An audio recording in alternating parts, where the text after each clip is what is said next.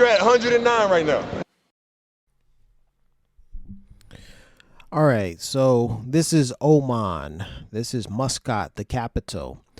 Over here, you notice this is the Muscat International Airport. I landed here.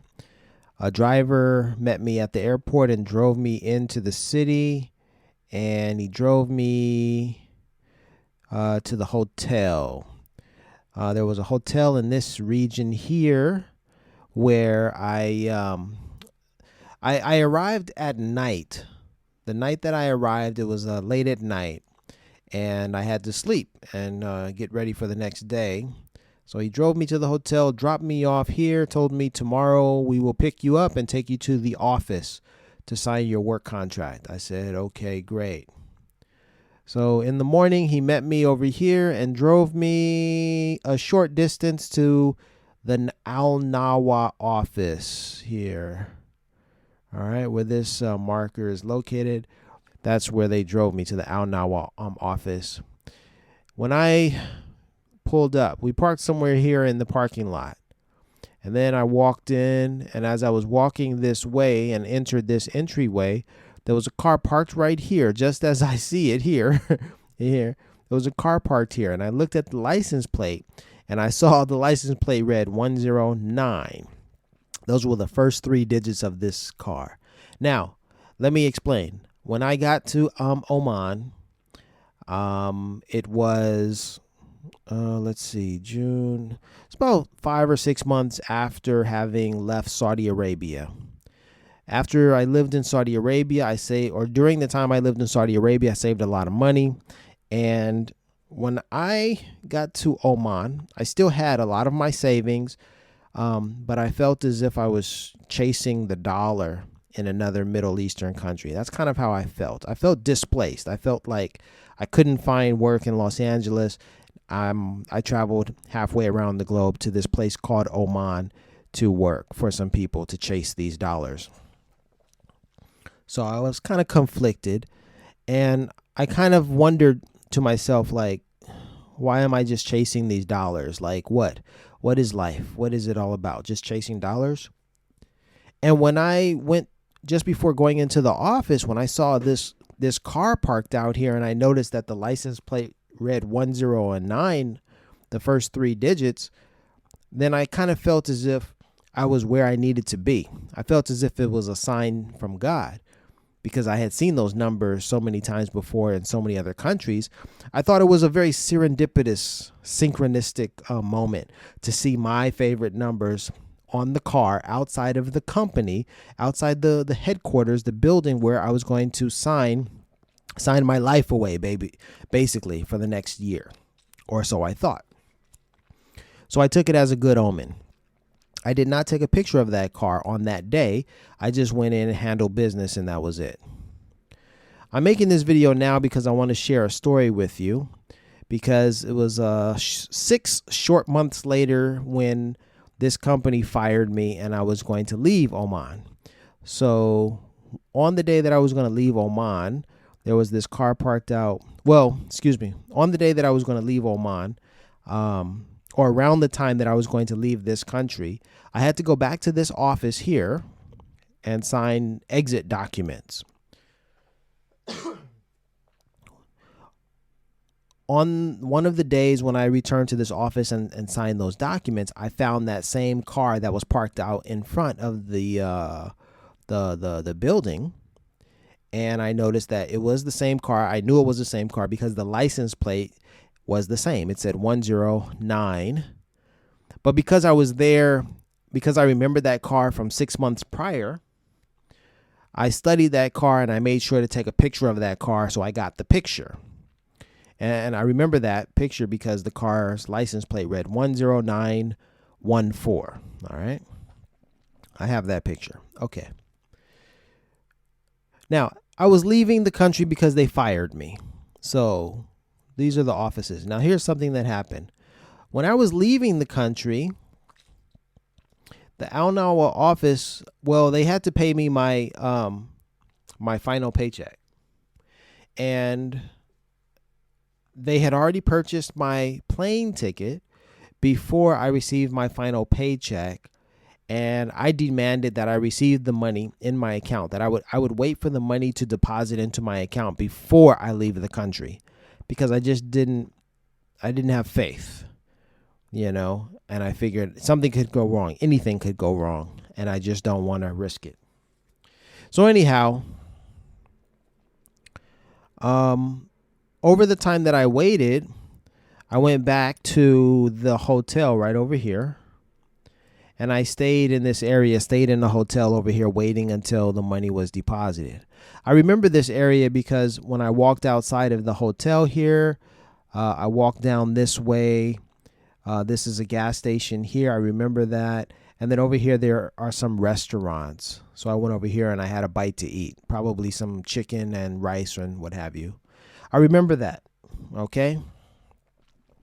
But here's something that happened. This is the reason why I'm making this video, because at the office over here, I was talking with my hiring manager, and I said, or he told me, Larry, can we buy your ticket?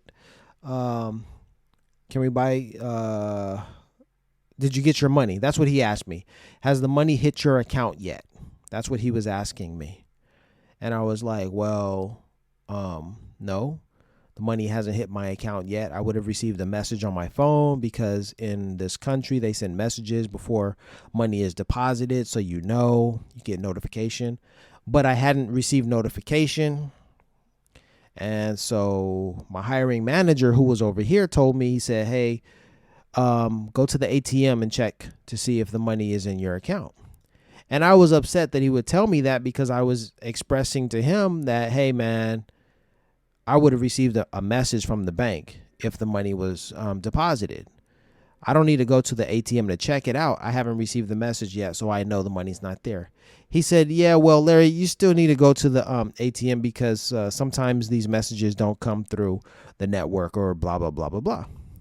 So I was upset, and I said, fine, but I acquiesced.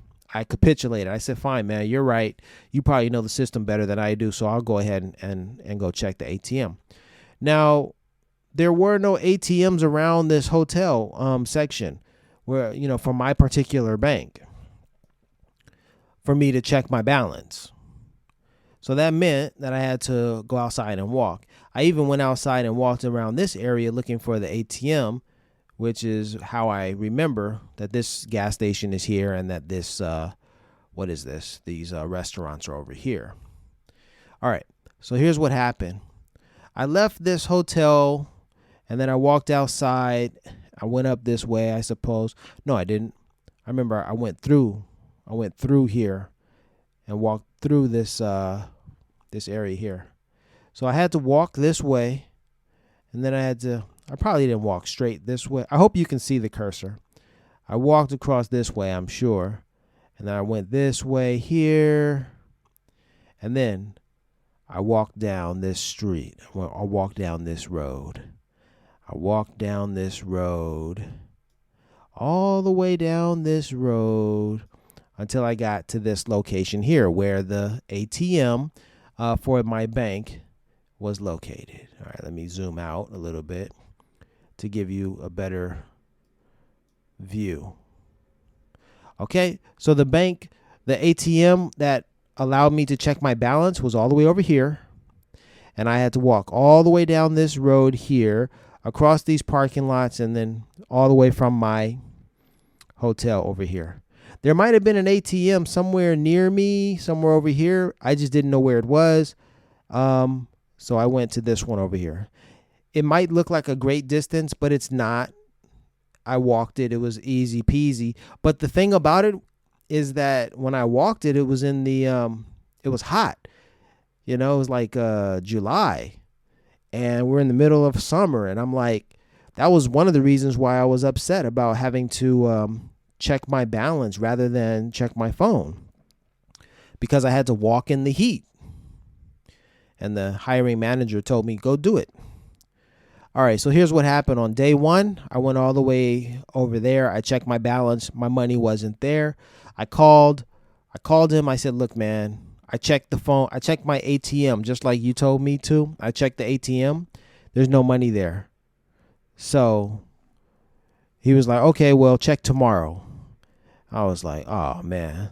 So I walk back, go back, one day passes and the next day passes. Excuse me. One day passes.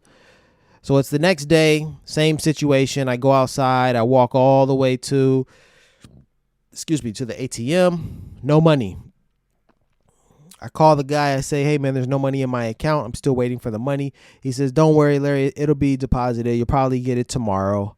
I said, all right, man, whatever. Still, I'm upset. I'm pissed. I'm walking in this heat to go check my account. I get back over here to the hotel. I'm like, all right, I'm back at the hotel. I can chill another day. On the third day, as I'm walking, okay, something peculiar happened.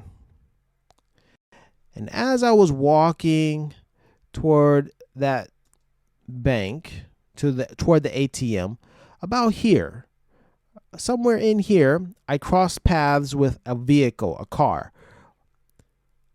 That car's license plate read 1090. Now, mind you, it was day 3, so 3 days is plenty of time. If you're waiting for a deposit, probably takes about 3 days. Well, the fact that I was crossing paths with a vehicle with a license plate that read 1090 on the day that there's a great possibility that my money would be there, well, I used the number 109 as an omen to give me confidence. So I said to myself, my money is there. And the way that I know that my money is there is because I see 109 on that license plate. And so I made my way all the way to the market where the ATM was. I checked my balance, and sure enough, my money was there. Then I walked back. It might have taken me 10 minutes from the hotel to get there. I don't know how long it took. I don't think it took me half an hour, but it took a very short time for me to get there and then to get back. I mean, short enough, right? Well, on my way back, and mind you, I wasn't shopping in the market or anything like that. I just went there to check my balance. But it was a pretty quick turnaround. I walked in there, checked my balance, got it, and I walked out. And on my way back, you know what? That car with that license plate 1090 was not there. It was gone. So anyhow, I called the hiring manager and I let him know, hey, my money's here. I'm ready to leave the country. They said, all right, now that you have your money, we'll buy your ticket and we will send you home. And I said, thank you. And then the gentleman picked me up from here and drove me to the airport, which is over here. All right. Where's that airport?